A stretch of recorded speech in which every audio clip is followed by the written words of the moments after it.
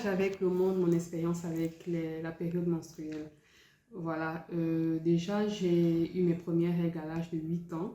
J'étais à l'école primaire, donc je ne sais pas si on peut imaginer déjà une petite fille ayant ses règles, les réactions des camarades, les réactions des parents, les réactions de l'entourage.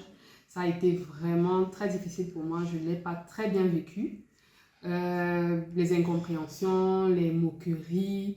Et puis, allant grandissant, il y a eu donc la période douloureuse.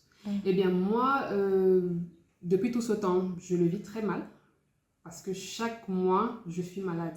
Et quand je parle de maladie, c'est vraiment véritablement malade. Donc, en plus des douleurs, j'ai des symptômes de maladie.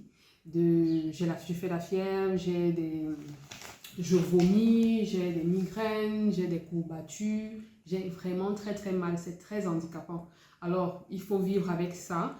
À l'école déjà, c'était très difficile parce que très vite, tu es stigmatisé, tu es stéréotypé, on a l'impression que tu es très maladive, alors que, en fait, oui, effectivement, tu es malade tous les mois, mais tu as une maladie que tout le monde ne considère pas comme maladie, y compris les personnes qui devraient te comprendre, donc les parents. Donc, ça a été très difficile. Et même après le cadre scolaire et académique, il a fallu affronter le monde professionnel.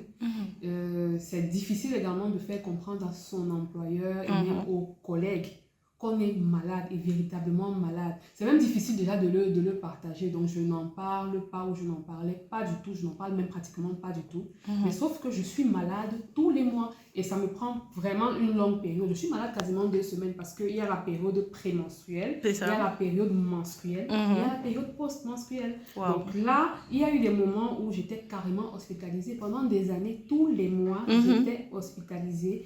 Bien que je sache l'origine de mon mal-être cette période-là, j'essaye de prendre des paracétamol et tout, mais ça ne va pas. Donc je vais au-delà parce il y a une période où tant que je ne vomissais pas, une période où tant que je ne prenais pas des perfusions, tant que je ne vomissais pas, ça n'allait pas. Donc très souvent, la période prémenstruelle, je me retrouvais très malade, hospitalisée, et c'est après 2 à 3 jours de perfusion hospitalisée que je finis ça commence à venir. Voilà, que je finis par avoir mes règles et que je suis un peu soulagée.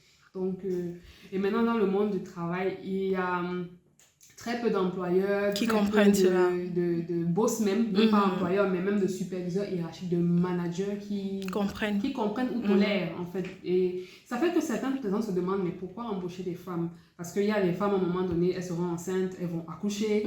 Mais maintenant, toi, tu n'as pas accouché, tu n'es pas enceinte, mais tous les mois, tu es malade.